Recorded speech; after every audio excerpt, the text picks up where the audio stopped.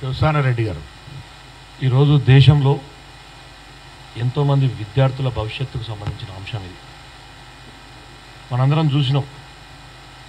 గతంలో కూడా ఏదైనా పేపర్ లీకేజీలు ఉంటే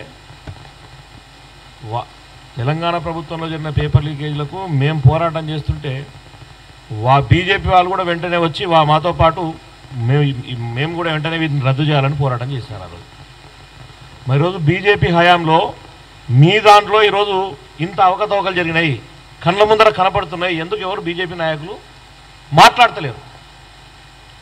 వెంటనే ఈరోజు 24 లక్షల మంది విద్యార్థుల భవిష్యత్ ఇది. ఈరోజు బీజేపీ సర్కార్ని ఒకటే నిలదీయదలుచుకున్నాం. ఎందుకు ఈరోజు కూడా ధర్మేంద్ర ప్రధాన్ని సస్పెండ్ చేస్తలేదు బీజేపీ ప్రభుత్వం?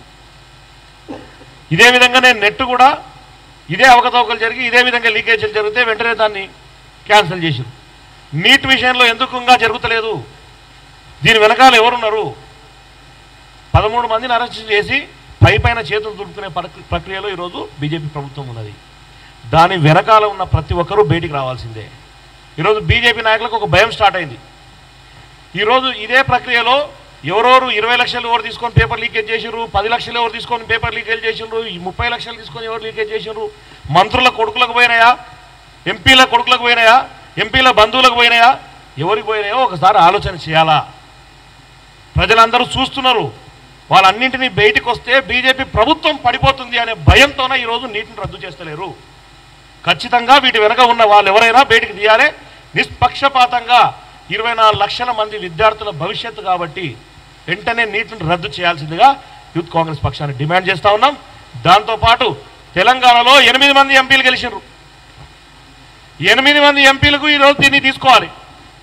లేకపోతే 2 కేంద్ర మంత్రులను మిగిలిన ఎంపీలను బీజేపీ ఎంపీలు ఒక్కడు కూడా బయటికి తిరగనీయం. ఎక్కడిదక్కడ అడ్డుకుంటాం. ఎట్లా తిరుగుతావు కూడా మేము కూడా చూస్తాం.